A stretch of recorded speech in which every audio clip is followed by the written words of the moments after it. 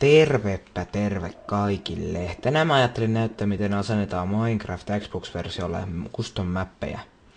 Tämä on aika helppo operaatio, tai miten nyt sen sanookaan. Ensin mennään tänne eli varastojuttuun tai jutun, mikä onkaan.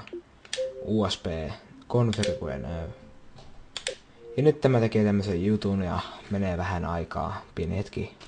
Ja nyt se on tehnyt, laitan odottakaa sitten. Siis se on laittanut ton ihmeen USB-muistitikun Xboxille. No niin.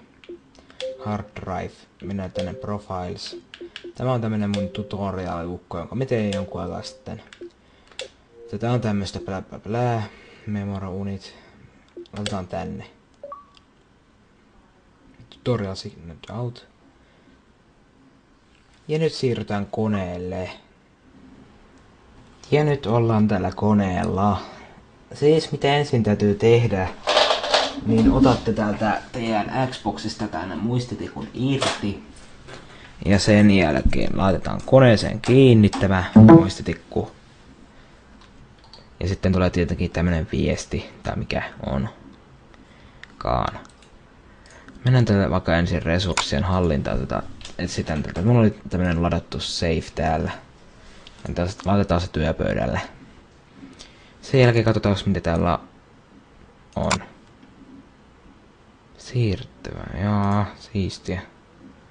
Sitten mennään tänne Horizon juttuun, testataan, että tää toimii tää koko juttu.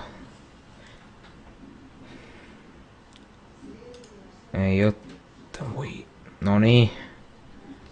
Täällä on tämmönen juttu. Otetaan täältä, missä se on se tyyppi? Gamer Profiles. Sen jälkeen teidän pitäisi varmaan heittää tämä tänne. Usein tämä this profile. Ja sen jälkeen Minecraft. Sen jälkeen varmaan mitäs. No niin, nyt täällä on jotain. Ja sitten aloitetaan tämä save res has and reassigned. No niin, ja nyt se täytyy olla tuossa. Sitten mennään tuonne takas Xboxille. Ja nyt ollaan taas tällä konsolilla.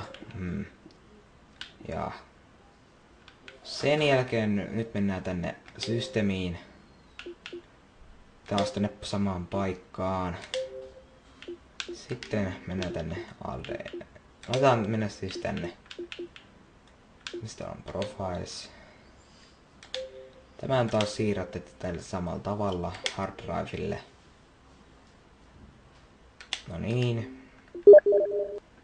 Steam-viesti, ketään ei pitäisi häiritä kylläkään.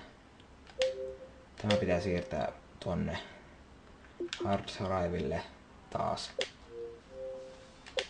This item can't. Ottakaas. Testataan tätä.